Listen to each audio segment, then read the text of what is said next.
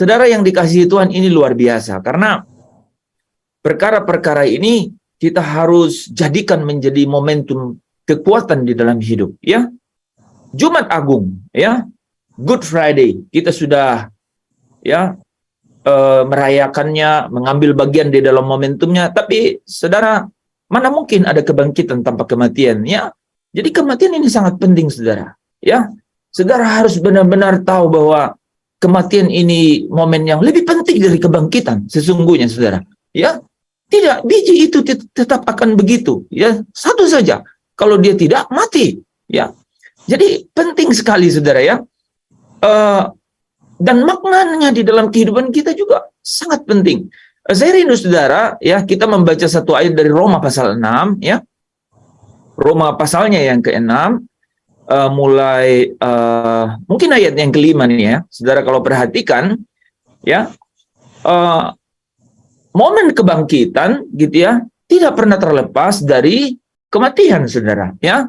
Pasal 6 ayat 5 kitab Roma berkata, sebab jika kita telah menjadi satu dengan apa yang sama dengan kematiannya, kita juga akan menjadi satu dengan apa yang sama dengan kebangkitannya. Katakan amin dulu, saudara. Ya, Amin. ya, apa yang sama, saudara, ya, dengan kematiannya, ya, kita juga akan menyatu dengan apa yang sama dengan kebangkitannya.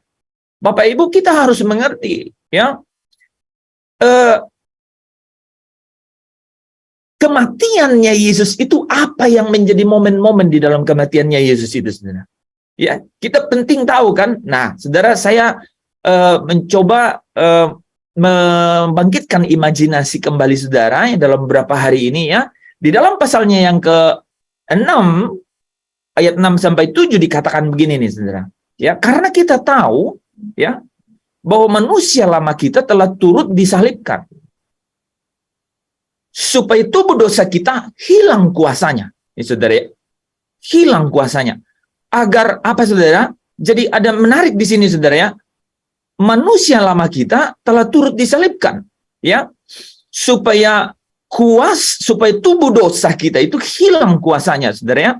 Agar jangan kita menghambakan diri lagi kepada dosa, ya. Sebab siapa yang telah mati, ia telah bebas dari dosa.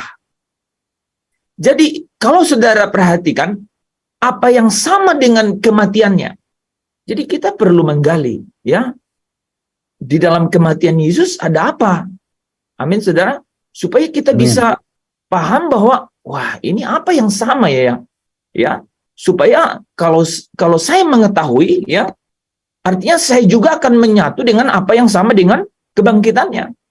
Tanpa kematian tidak ada kebangkitan, saudara. Ya, dikatakan di sini, ya, ketika Yesus mati, saudara, apa yang terjadi, saudara? Ya, kuasa dosa, ya, ya, hilang, nih, saudara, ya.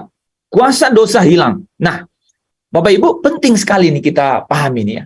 Ketika Kristus mati itu, saudara ikut juga turut dikatakan disalibkan. Terus dikatakan kuasa dosa itu hilang. Kalau dibilang kuasa dosa itu hilang, apanya yang hilang, saudara? Kuasanya yang hilang, ya. Nah, bagaimana cara menghilangkannya? Bagaimana cara menghilangkannya? Apa yang dimaksud kuasa dosa itu hilang, saudara? Nah, itu sebenarnya dijelaskan nih, saudara, ya, di bagian selanjutnya, bahwa apa? Kita tidak menghambakan diri lagi. Ya, kita tidak menghambakan diri lagi. Kalau kita balik, ya, saudara, ya, kita balik, saudara, dan lebih aktif, itu artinya apa? Saudara tidak menjadi hamba dari kuasa dosa itu lagi. Amin, saudara. Ya, saudara tidak diperhamba lagi. Nah, jelas di ayat 89 kita baca, saudara. Jadi, jika kita telah mati dengan Kristus, apa yang sama dengan kematiannya, kita mati dengan Kristus, kita percaya, kita yakin bahwa kita akan hidup juga dengan Dia. Ya, karena kita tahu bahwa Kristus sesudah Ia bangkit dari antara orang mati, tidak mati lagi, maut tidak berkuasa lagi atas Dia. Bapak Ibu saudara yang dikasihi Tuhan, ya, tanpa kematian itu tidak mungkin bangkit. Nah, Mari kita refleksi sedikit ya. Ada orang yang bilang ada Kristen tomat ya, tobat kumat ya. Ada Kristen yoyo ya gitu ya, naik turun, atau ada Kristen roller coaster ya, turun naik gitu ya. Bapak Ibu, jatuh bukan berarti tidak ada progresif atau stagnan gitu ya. Tapi jatuh yang kemudian tergeletak itu bermasalah, saudara ya. Artinya tidak ada pembaharuan, tidak ada perubahan, tidak ada pemulihan, ya. Tidak ada progresivitas yang terjadi, saudara ya. Berkali-kali saudara jatuh, itu tidak berarti bahwa saudara tidak punya harapan, ya. Tetapi orang yang jatuh, anak kecil yang jatuh, saudara, ya, itu seketika dia bangkit dan lari, saudara. Tapi orang dewasa yang jatuh, dia bangkit, dia sejenak terdiam dan kemudian cari tahu kenapa dia jatuh. Kemudian dari situ dia belajar, jadikan momen itu untuk kemudian dia beranjak dan kemudian berjalan lagi. Saudara ya? Nah, Bapak Ibu saudara yang dikasihi Tuhan, sebab jika kita telah menjadi satu dengan apa yang sama dengan kematiannya. Apa yang sama dengan kematiannya di dalam hidup kita? Kita tidak lagi menjadi hamba dari kuasa dosa. Saudara bukan lagi hamba yang harus mengikuti keinginan daripada kodrat dosa yang ada dalam diri kita. Apakah kodrat dosa itu hilang? Apakah manusia lama saudara itu hilang? Kuasanya hilang. Ya, kuasanya hilang. Tapi dia ada di situ, saudara. Ya, sehingga apa, saudara? Artinya apa? Ketika Kristus mati, manusia lama kita disalibkan, maka kita tidak lagi diperhamba oleh kuasa itu. Ya, kita tidak lagi diperhamba oleh kuasa itu. Artinya apa? Saudara memiliki kuasa kebangkitan Kristus yang dapat memilih untuk tidak jadi hamba dari kuasa dosa itu. Nah, kita lebih dalam dan lebih relevan nih, saudara ya. Ketika ada nih ya, saudara, dalam kebiasaan, habits kita, gitu ya, kebiasaan, ya, biasa pikiran, biasa berbicara, biasa dalam tindakan, apa yang menjadi sesuatu yang masih jadi kebiasaan saudara dan kemudian sebenarnya ingin ditinggalkan, saudara. Ingin sekali ditinggalkan. Ingat ya, ingat saudara, bahwa sebenarnya manusia lama itu sudah disalibkan. Artinya apa, saudara? Harusnya saudara punya kuasa kebangkitan Kristus untuk tidak lagi diperhamba oleh kuasa dari manusia lama itu. Artinya apa? Saudara ketika ada di dalam Kristus, dikatakan tadi, jika kita telah mati dengan Kristus, artinya kita bersama-sama dengan Kristus, kita juga akan menjadi satu dengan apa yang ada di dalam kebangkitannya. Dan itu artinya apa, saudara? Kuasa, saudara ya, kuasa untuk tidak lagi diperhamba. Kuasa untuk apa, saudara? Kuasa untuk meredam, kuasa untuk apa? Mematikan, saudara ya. Kuasa untuk mematikan. Kolose 3 ayat 5 katakan apa? Matikanlah segala yang jahat yang ada di dalam dirimu. Apakah saudara dan saya bisa mematikan kuasa dosa itu? Firman Tuhan katakan, ya, kenapa bisa? Karena Kristus telah menang atas kuasa dosa itu, ya. Kristus sudah menang atas kuasa dosa itu, dan manusia lama saudara dan saya itu sudah turut disalibkan. Coba saudara mulai hari ini praktekkan, ya.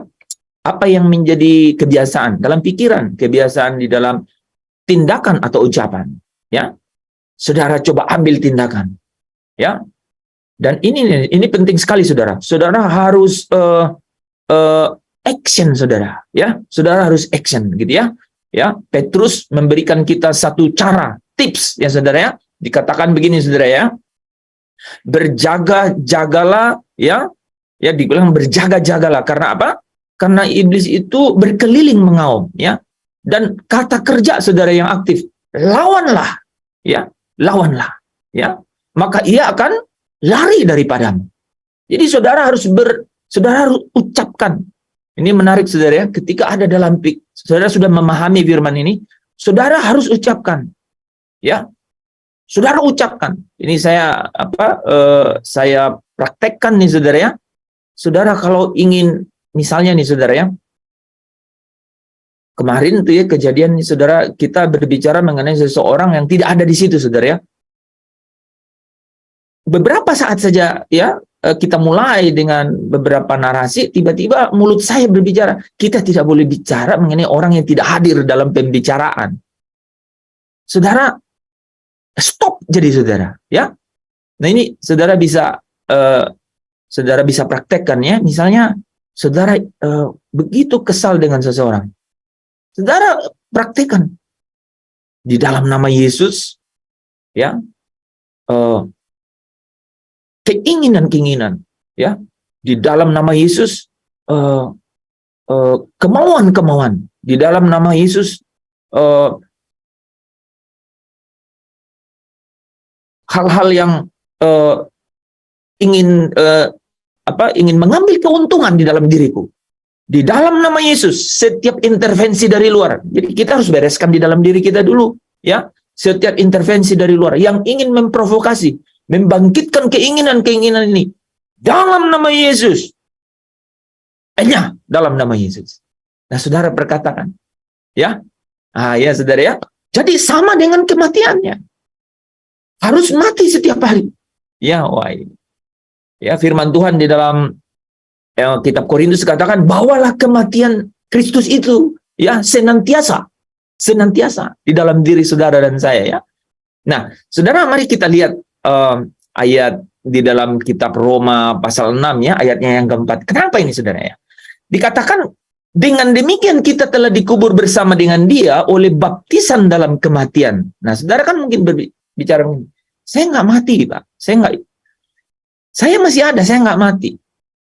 Yesus benar mati. Nah saudara ya, ini saudara juga kita harus sama-sama memahami kan, bagaimana kita caranya mati saudara? Bagaimana kita caranya mati? Di sini dijelaskan nih saudara ya, bahwa oleh baptisan di dalam kematian ya, sama seperti Kristus telah dibangkitkan dari antara orang mati oleh kemuliaan Bapa, demikian juga kita akan hidup dalam hidup yang baru. Jadi Bapak Ibu Saudara yang dikasihi Tuhan, kita menjadi sama dengan kematian Kristus, artinya setiap hari kita juga harus mati ya. Dan itu artinya ditenggelamkan dalam kematian itu ya. Artinya kita dibawa di dalam baptisan dalam kematian itu ya. Dengan demikian kita telah dikuburkan. Saudara bilang, saya belum dikuburkan ya. Firman Tuhan berkata, saudara sudah ada di dalam baptisan dalam kematiannya. Karena apa? Kita dikuburkan bersama-sama dengan dia oleh baptisan di dalam kematian. Jadi apa maksudnya saudara? Aku bukan aku lagi. Demikianlah kamu memandangnya, kata Roma 6 ayat 11. Bahwa kamu sudah mati bagi dosa. Ya. Jadi Bapak Ibu, tanpa mati saudara, ya, tidak bisa hidup. Ya. Tanpa mati tidak bisa hidup. Ya. Kita tinggalkan poin pertama itu ya. Kalau biji itu harus berkembang gitu ya, harus menghasilkan, maka dia harus mati terlebih dahulu. Ya. Ya. Saudara dan saya, kalau ingin mengambil bagian, ya, sama seperti Kristus di dalam kebangkitannya, maka saya dan saudara harus sama dengan dia di dalam kematiannya. Saya tutup poin pertama itu dengan Filipi pasal 2, saudara ya. Sudah terkenal ya, mulai ayat yang kelima, saudara ya, sampai ayat ke-7. Ayat itu berkata begini, saudara. Ya, poinnya, saudara ya, bahwa dalam rupa Allah, Yesus itu, saudara ya, tidak mempertahankan ya keserupaan ya, kesetaraan yang harusnya menjadi hak yang harusnya dipertahankan ya, tidak mempertahankan ya kesetaraan yang harusnya yang menjadi hak saudara ya. Jadi walaupun dalam rupa Allah dia tinggalkan itu ya, dikatakan melainkan mengosongkan diri, mati saudara, itu artinya keinginan, mimpi, segala sesuatu yang berkaitan dengan hal-hal yang orientasinya berujung di dunia yang sesaat ini, sementara ini, saudara, ya. sesaat dan sementara di dunia ini, itu harus dikubur. Itu harus selesai, harus beres. Saudara, Bapak Ibu yang kekasih di dalam Kristus, tahukah saudara bahwa yang membuat kita gelisah, yang membuat kita itu bimbang, yang membuat kita itu khawatir, sampai kita ketakutan, itu karena kita terjerat di dalam apa? Perkara-perkara yang sementara. Perkara-perkara yang membawa kita ke dalam apa, saudara? Hasil yang sesaat ini, saudara. Dan kita tahu faktanya, kan? Ya, kita tahu faktanya bahwa apa? Kita ada di dalam pergumulan ketika kita memilih Yesus sebagai jalan kehidupan. Ya, kita memilih Yesus sebagai hidup itu sendiri. Kita memilih Yesus sebagai akhir dari kehidupan kita. Kita pasti masuk dalam pergumulan. Karena apa, saudara? Di sini bukan rumahmu. Di sini bukan rumah kita. Di sini kita hanya sementara. Jadi memang kita harus tahu caranya. Dan caranya malam hari ini, saya merecall hari Jumat kemarin, kita harus mati. Sekali lagi, saudara, di sepanjang kehidupan saya dan saudara menjadi pengikut Yesus, ingat satu kata, Yesus mati. Kalau saudara nggak menjadi sama dengan apa yang menjadi sama dengan kematiannya, saudara, tidak mungkin menjadi sama dengan apa yang ada di dalam kebangkitannya. Ya, mari kita, kata firman Tuhan dalam 2 Korintus 4 ayat 10, mari kita senantiasa membawa kematian Yesus di dalam tubuh kami, ya, di dalam tubuh kita, ya, supaya kehidupan Yesus itu menjadi nyata di dalam tubuh kita. Nah, saya tutup renungan kita malam hari ini dengan bagaimana Paulus memaknai, saudara, ya, ketika dia, saya ingat, saudara, ya, bahwa ketika Stefanus dirajam batu itu, saudara, ya, dia melihat Yesus berdiri di sebelah kanan Allah, itu Saulus ada di situ, saudara, ya, Saulus ada di situ. Dia menganiaya jemaat Allah, saudara, ya. Dia katakan apa yang kurang secara lahiriah dari dia, tidak ada. Tapi yang menarik dalam Filipi pasal 3, ya, dengan perikop berjudul kebenaran yang sejati, saudara, ya, dia katakan bahwa aku meninggalkan segala sesuatu itu. Bukan hanya tinggalkan, saudara. Dia bilang, aku menganggap semuanya menjadi sampah karena pengenalanku akan Kristus Yesus Tuhan. Bapak Ibu, sejenak kita berhenti di kata mengenal. Sebelum kita masuk dalam kebangkitan Kristus, saudara, kita harus berhenti di kata mengenal Dia, ya. Jadi Paulus berkata, dulu apa yang kuanggap keuntungan, Bapak Ibu, apa yang saudara dulu anggap keuntungan? Kontra evidence seperti ini, saudara, ya, saudara harus temukan dalam hidup. Saudara harus sadar banget gitu. Apa sih yang dalam hidup saya yang perlu dibunuh? Pak Anton sering bilang, apa monster dalam hidup saya dan saudara? Harus temukan monster itu. Tanpa ketemu monster itu, bagaimana membunuhnya? Siapa yang membuat? Nah, ini makanya, ya, tadi siangnya saya sempat ngobrol dengan seseorang, saudara, ya. Saya dapat, ya, kiriman-kiriman selamat hari Paskah gitu, ya. Karena Kristus sudah menang, maka kita juga menang. Saya nggak bisa tuh, saudara, ya, pakai ininya lagi gitu, ya, saudara, ya, pakai foto atau kemudian icon gitu, ya. Karena apa, saudara? Bukan berarti bahwa Kristus sudah menang dan kita menang, saudara. Kita menang karena kita yang menang nih, saudara. Kristus menang, dia menang sebagai Kristus. Terus kamu atau kita gimana, saudara? Kita juga harus menang. Ini pentingnya, saudara, ya. Jadi Paulus mengambil satu makna yang luar biasa. Dia tahu bahwa kematian Kristus itu menjadi kekuatan yang memberi dia kuasa untuk tidak diperhamba. Itu untuk membuat dia lepas. Itu untuk membuat dia lepas dari belenggu. Itu untuk membuat dia merdeka. supaya di dalam kemerdekaannya dia bisa meraih kemenangan. Ini saudara kalau refleksi, menyimak dengan seksama apa yang saya sampaikan, saudara pasti ya mengangguk-ngangguk dengan rasa tidak percaya. Tapi saudara tidak bisa menolaknya juga. Karena nyata dalam hidup kita bahwa rupanya tidak instan. Rupanya tidak otomatis. Saudara, tidak ada jalan pintas, tapi ada jalan pasti. Saya ulang kata-kata itu. Tidak ada jalan pintas, tapi ada jalan pasti. Pasti artinya kau dikasih jaminan. Tapi dalam bahasa aslinya itu saudara ya, itu artinya sesuatu yang kau harus penuhi sehingga terjadilah apa yang menjadi harapanmu itu saudara. Yang menjadi targetnya itu saudara. Kita harus memenuhi sesuatu. Nah, Paulus mengerti ini dan Paulus mengambil satu tindakan.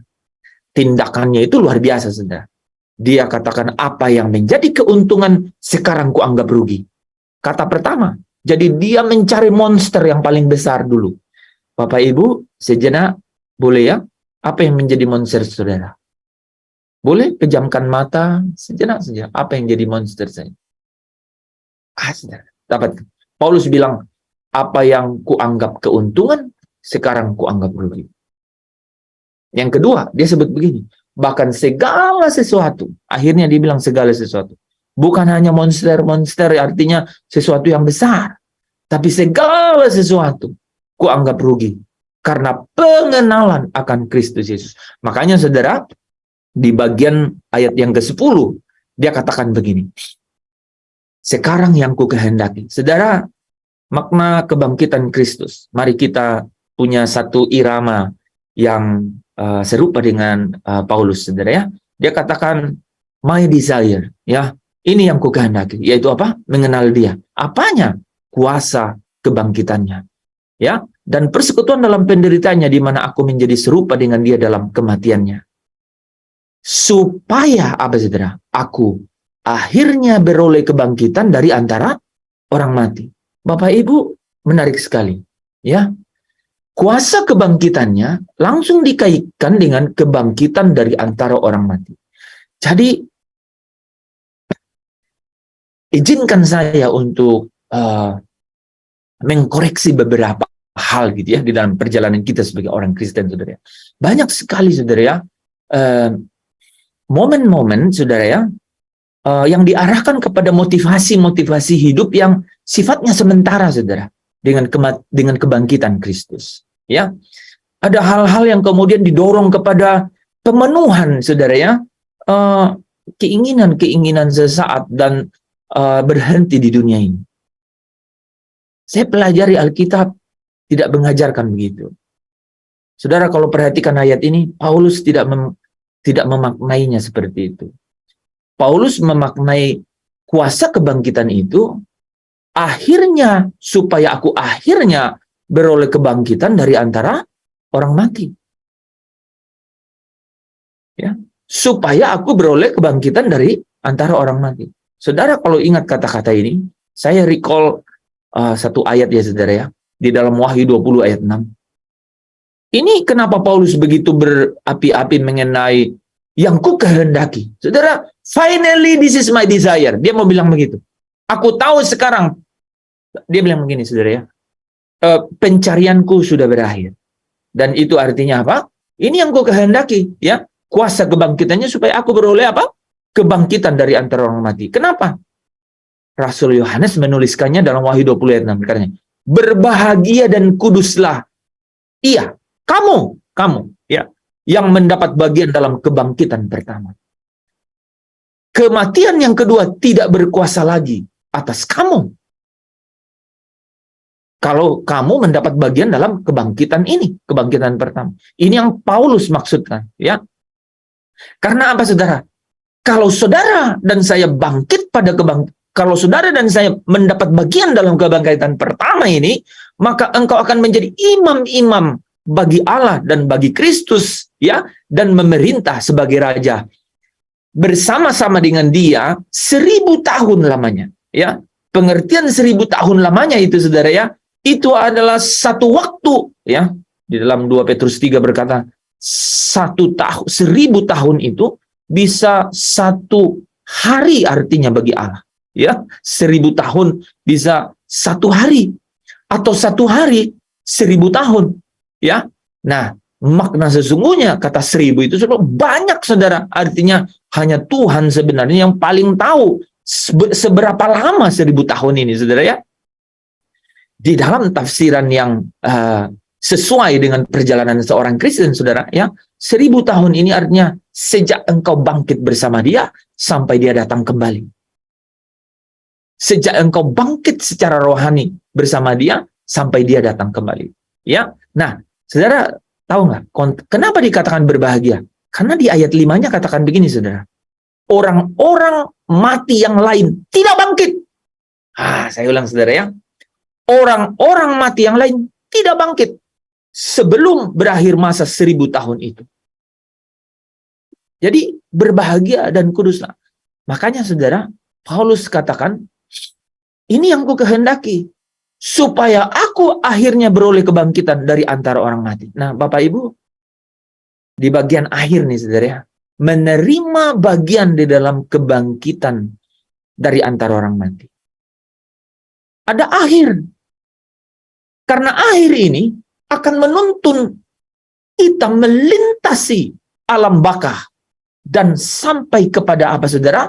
Kepada keadaan yang bangkit. Ya, saya buka sesuatu untuk saudara ya. Makanya orang-orang yang mati di dalam Kristus, ya saudara ya, itu tidak akan mati selama-lamanya, tapi dia akan langsung dibangkitkan secara rohani, saudara. Dibangkitkan secara rohani. Makanya jiwa-jiwa itu, saudara, berdoa di bawah mezbah. Kalau saudara ingat, dia bangkit jiwanya, saudara. Jadi kebangkitan pertama bagi anak Allah, bagi orang-orang yang percaya kepada Yesus, yang menang dan tahan sampai kesudahan, itu adalah orang-orang yang, saudara ya, yang dibangkitkan secara rohani. Ya, dia bangkit, dia langsung bersama sebandingan Tuhan. Makanya Yesus bilang, hari ini juga engkau bersama aku di Firdaus. Dia percaya kepada Kristus, saudara ya. Nah, Bapak Ibu, bangkit ya dari antara orang mati. Ada yang menarik di sini. Di bagian selanjutnya, ya saudara, Paulus bilang begini. Ya, ini bagi kita penting sekali diperhatikan. Ya. Kata-katanya jelas. Bukan seolah-olah aku telah memperoleh hal ini. Bapak Ibu, saya ulang kata-katanya ya. Bukan seolah-olah aku telah memperoleh hal ini. Jadi dia memiliki percaya mengenai ya jadi dia memiliki percaya mengenai kuasa kebangkitan, bahwa akhirnya akan beroleh kebangkitan dari antara orang mati. Kata supaya aku merefleksikan lebih detail dalam kata bukan seolah aku telah memperolehnya, ya, melainkan aku mengejarnya, saudara. Kebayang nggak, saudara ya? Kalau aku dapat juga menangkapnya, saudara, bayangkan nggak, saudara? Ya, bukan seolah-olah terima, artinya memang belum. Dia harus kejar. Kalau aku dapat menangkapnya. Saudara, tahu nggak, saudara? Di ayat berikutnya, dijelaskan lagi, saudara. Bahkan aku sendiri tidak menganggap bahwa aku telah menangkapnya. Saudara, coba bayangkan. Ya, seorang Paulus, ya, dia berhenti pada pencariannya mengenai apa yang dia kehendakinya, yaitu kuasa kebangkitan Yesus. Dia bilang, supaya aku akhirnya dapat beroleh, supaya aku dapat akhirnya. Artinya apa? Bukan seolah aku telah menerima atau memperolehnya, tapi melainkan aku mengejarnya. Kalau aku juga dapat menangkapnya. Bahkan dia bilang, aku sendiri tidak menganggap bahwa aku telah menangkapnya, saudara. Sejenak kita berhenti ya. Hidup ini perjuangan. Kalau Paulus berjuang, mosok kita kayak gini nggak berjuang, saudara? Saudara, sebenarnya kita mengerti apa yang Paulus sebutkan, kan? Hari-hari kita, saudara, itu hari-hari yang penuh perjuangan, ya. Ya, tadi Vanes ya bercerita mengenai betul Ada banyak sekali hal di dalam hidup ini yang harus kita sangkal, yang kita harus matikan, saudara. Karena tanpa kita matikan, tidak ada kehidupan. Lebih dalam lagi Paulus bilang, tidak ada kebangkitan dari antara orang mati loh, saudara. Ngeri nggak, saudara? Ngeri, kalau saya ngeri, saudara. Ya, baca ayat 5 Wahyu 20 itu dikatakan, bagi mereka tidak ada kebangkitan sampai penghakiman tahta putih. Tunggu dihakimi menurut perbuatan. Tapi kalau saudara mendapat kebangkitan yang pertama, saudara masuk ke dalam perjamuan kawin. Ini perjuangan. Paulus bilang, bukan seolah-olah aku sudah memperolehnya, tetapi aku mengejarnya. Bukan seolah-olah aku juga sudah menangkapnya, bukan. Ya, tapi aku sendiri ya terus mengejarnya, katanya. Dia katakan aku sendiri tidak menganggap aku telah menangkapnya. Ya, saudara. Tetapi dia katakan ini yang aku lakukan. Nah, saudara, sekali ya lagi ya, saudara, terakhir dari terakhir ini yang Paulus bilang. Ini yang aku lakukan. Jadi apa, saudara, yang Paulus lakukan? Supaya kuasa kebangkitan Kristus itu dia dapat peroleh dalam hidupnya, saudara. Apa, saudara?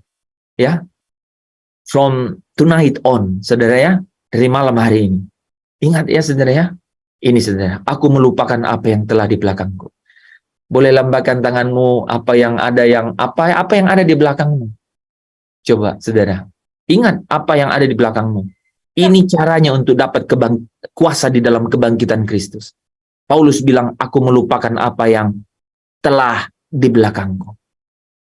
Saudara, kalau perhatikan saya, ya, nggak pernah, saudara, ya, mau mengangkat cerita-cerita lama, saudara ya. Sebisa mungkin aku melupakan apa yang telah di belakangku, ya, dan mengarahkan diri kepada apa yang di hadapan. Ya, ini settlement. Saya ulang, saudara ya. Ini tuh settlement. Saudara harus settle. Saudara harus mengambil kesempatan atau momen bahwa aku harus mendeklarasikan malam ini. Coba ambil secari kertas. Coba tulis apa saja yang saudara benar-benar harus lupakan, harus tinggalkan di belakang. Dan kemudian benar-benar, saudara, dulu ya, saya punya ritual. Ritual, saudara ya. Saudara tulis, pasti saudara banyak yang juga mengikuti itu dulu ya. Tulis dan kemudian saudara ambil lilin dan kemudian bakar, saudara. Ya. Semua yang pahit dengan palepri, tulis. Kemudian ambil lilin, bakar, saudara. Bakar, saudara. Betul, saudara. Saudara harus memprovokasi itu jiwa saudara. Ya. Karena apa, saudara? Keputusannya di saya dan saudara. Kristus sudah menang. Tapi siapa yang membuat saudara menang? Kristus yang ada di dalam engkau. Itu, saudara. Siapa yang membuat saudara menang? Kristus yang ada di dalammu. Bagaimana caranya? Kristus yang hidup di dalammu. Melalui apa? Melalui firman-firmannya. Melalui setiap kebenarannya. Ketika engkau memilih jalan-jalannya itu, saudara. Ya, saudara ya. Jadi, aku melupakan apa yang telah di belakangku dan mengarahkan diri pada apa yang ada di hadapan. Yang kedua, saudara. Dia katakan apa? Tulisan yang pink, saudara. Berlari-lari kepada tujuan untuk memperoleh hadiah. Perspektif kekekalan. Tadi malam Pak Anton bilang, saudara harus punya tweak sendiri. Harus punya klik sendiri. Harus. Saudara tahu nggak Paulus kenapa bilang berlari-lari kepada tujuan untuk memperoleh hadiah? Tahu nggak? Saya kasih tahu, saudara ya. Yang saya tahu. Karena banyak yang Paulus tahu yang saya tidak tahu. Dia tidak pernah ketemu dengan saya. Tapi tulisannya saya baca. Teman-teman, saya mengira-ngira nih, saudara. Ketika dia naik ke tingkat 3 langit, ke Firdaus, saya yakin sekali, karena saya juga pernah mengalami itu. Itu pasti dia memiliki satu pengalaman bahwa kemuliaan itu tidak dapat dibandingkan dengan apapun ya pergumulan hidup yang dia jalani di dunia ini. Sehingga dari hari ke hari dia katakan, aku terus berlari-lari kepada tujuan itu untuk memperoleh hadiah itu. Hadiah itu samar-samar. 1 Korintus 13 dia bilang, samar-samar kita lihatnya. Seperti dalam cermin. Bayangan. Belum nyata. Tapi satu hari nanti, kelak, kita akan lihat itu. Makanya dia mengejarnya. Berlari-lari. Bapak Ibu, apakah mungkin saudara berlari mengejar sesuatu, kemudian seperti Lot melihat ke belakang? Pasti saudara tidak mungkin. Ya, hanya ada satu cara. Saudara melupakan apa yang di belakang, mengarahkan, apa katanya saudara? Diri kita kepada apa yang ada di hadapan kita, dan kemudian kita berlari-lari. Ya, bagaimana satu reaksi atau aktivitas berlari-lari itu saudara?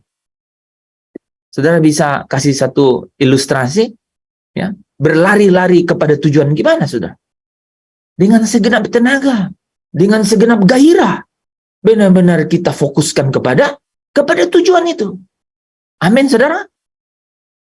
Haleluya, puji Tuhan. Itulah titik di mana kita benar-benar bisa menjadi satu dengan apa yang ada di dalam kebangkitan Kristus.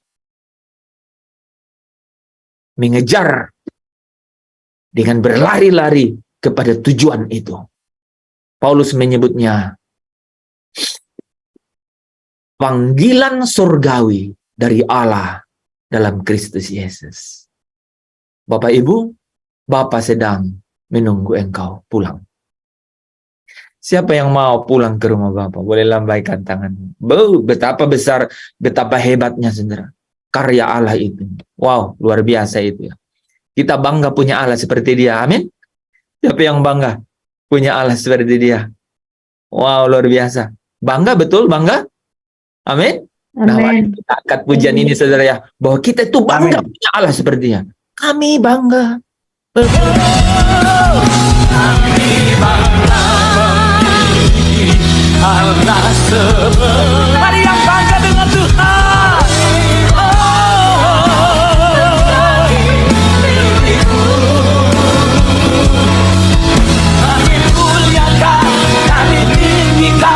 Kami agungkan nama-Mu Yesus. Kami bangga memiliki Allah seperti-Mu. Kami bahagia menjadi milik-Mu. Kami memuji, kami menyembah.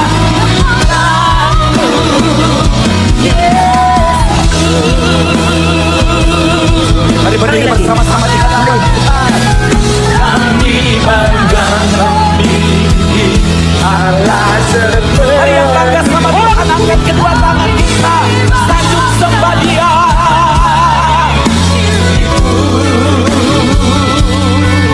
Kami memuliakan, kami tinggikan, kami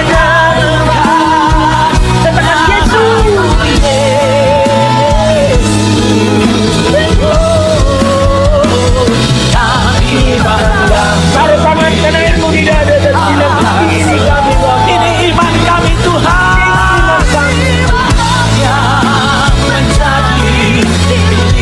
Kami bahagia betul jadi milik-Mu. Kami memuji, kami menyembah kepada-Mu Yesus. Kami memuji, kami menyembah kepada-Mu. Kami memuji, kami menyembah kepada-Mu Yesus. Haleluya, haleluya. Setiap kita yang bangga dengan Tuhan Yesus, sorak-sorai, berikan sorak-sorai kemenangan. Haleluya. Bapa, kami mengucap syukur, kami bangga karena semua rancangan ini Engkau secara detail jalin Tuhan, dan Engkau kerjakan, Engkau jamin, Engkau beri kepastian di dalam hidup kami. Kebenaran ini membuat kami memiliki dasar yang kuat, yang teguh untuk menjalani, untuk sampai dapat setia sampai akhir Tuhan. Allah Roh Kudus, hamba berhenti berbicara. Oh, tetapi firman yang kuat dan hidup itu bukan hanya perkataan, tapi dia adalah kuasa. Biarlah itu menjadi momen kuasa kebangkitan Kristus di dalam diri kami. Kami mengejar apa yang ada di hadapan kami, yaitu panggilan surgawi. Kami memiliki satu desire, satu pengharapan, satu kerinduan untuk melihat kemuliaan itu. Kami dipenuhi dengan kebenaran bahwa dunia ini sementara. Dunia ini akan berakhir. Apapun di dunia ini juga akan berakhir. Tetapi satu hari nanti, di rumah Bapa, semuanya itu akan menjadi baru. Dan itulah cara untuk hidup. Cara untuk menyatu dengan kebangkitan Kristus. Amin. Bahwa kami dibangkitkan bersama dengan Kristus untuk hidup di dunia yang akan datang. Di dalam kekekalan. Dan tidak di sini Tuhan. Terima kasih Bapa. Terima kasih Roh Kudus. Untuk penyertaan-Mu. Hamba berdoa. Saat ini mengalirlah. Penuhi kami. Urapan-Mu turun. Bahkan mengalir ke setiap saraf nadi, setiap organ tubuh. Dalam nama Yesus. In the name of Jesus. Darah Yesus. Darah Yesus. Darah Yesus. Biarlah itu mengalir di dalam tubuhmu. Sekarang ini juga. Setiap fisik yang lemah. Di dalam nama Yesus. In the name of Jesus. Be healed in the name of Jesus. In the name of Jesus. Telinga Elsa. Apapun organ-organnya. Dalam nama Yesus. Hamba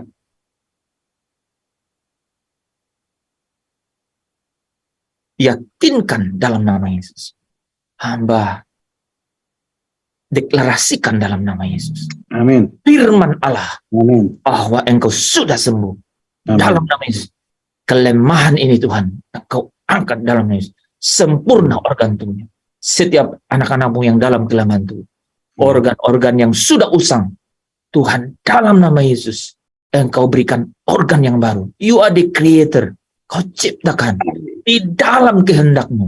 Kalau Kau punya rancangan. Supaya di dalam kesempatan itu. Kami boleh membenahi manusia batiniah ini. Tuhan berikanlah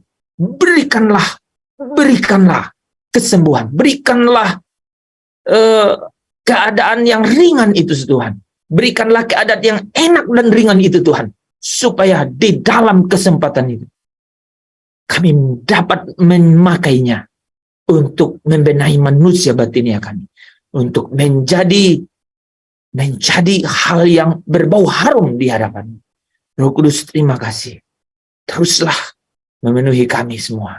Kami percaya Engkau terus bekerja di dalam kehendak dan rencana-Mu. Di dalam nama Kristus Yesus Tuhan, biarlah berkat dari Allah Bapa, penyertaan Allah Roh Kudus, di dalam Kristus Yesus Tuhan sahabat, Juru Selamat dan Penebus-Mu yang hidup. Engkau diberkati, Engkau dipelihara, mulai malam hari ini, sampai selama-lamanya. Saudara yang percaya, yang diberkati Tuhan, sama dengan saya katakan, amin. Amin. Amin. Amin. Amin. Amin. Amin. Amin. Amin. Selamat Paskah teman-teman. Ya, selamat Paskah. Terima kasih Pak Hens. Selamat Paskah. Ya, selamat Paskah. Puji Tuhan, teman-teman diberkati.